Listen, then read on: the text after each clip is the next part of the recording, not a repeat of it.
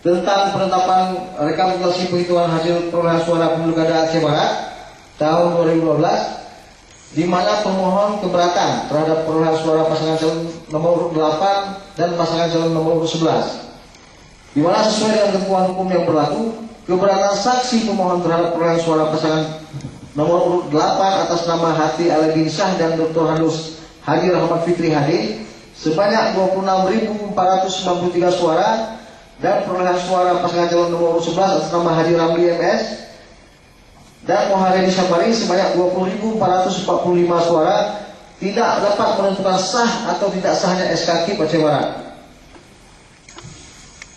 Bahwa tidak benar dalil pemohon pada poin 341, 34111, 341.12, 341.13 dan pada poin 341.14 terkait dengan proses maupun DPT itu sendiri, di mana termohon dalam melakukan serangkaian tindakan terkait dengan pendaftaran pemilih telah melakukan melalui mekanisme dan tahapan-tahapan yang telah ditetapkan.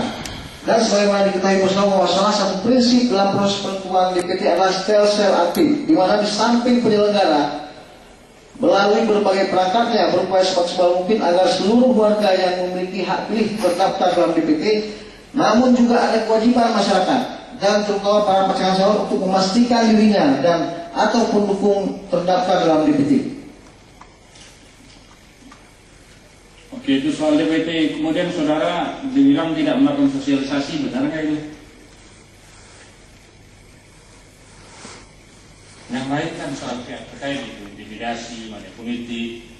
Tapi saudara itu dua, itu soal DPT dan sosialisasi. Ya? Baik yang mulia. Bahwa tidak benar dalil pemohon pada poin 3.6 yang menyatakan bahwa termohon dengan sengaja tidak melakukan sosialisasi dan tata cara mengenai syarat sah dan tidak sah surat suara yang dicoblos oleh pemilih, di mana termohon baik secara langsung maupun melalui PPK dan PPS telah berulang kali melakukan sosialisasi terkait dengan pelaksanaan pilkada di Aceh Barat, baik melalui forum pertemuan maupun sosialisasi melalui spanduk, baliho, billboard, brosur dan sosialisasi melalui media massa.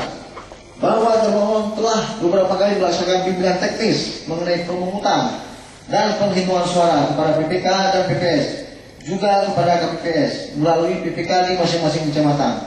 Termohon bahkan telah pernah membuatkan surat edaran tentang pelaksanaan pemungutan suara di TPS yang isinya antara lain menjelaskan tentang surat suara sah dan tidak sah, hilangnya garis robeknya sebagian komponen surat suara untuk ditukar dengan uang sebesar 100.000 dinilai tidak masuk akal. Oleh karena surat-surat tersebut justru dinyatakan tidak sah, bahwa jumlah suara tidak sah sebanyak 9.551 lembar dalam pemilu kada Aceh Barat tahun 2015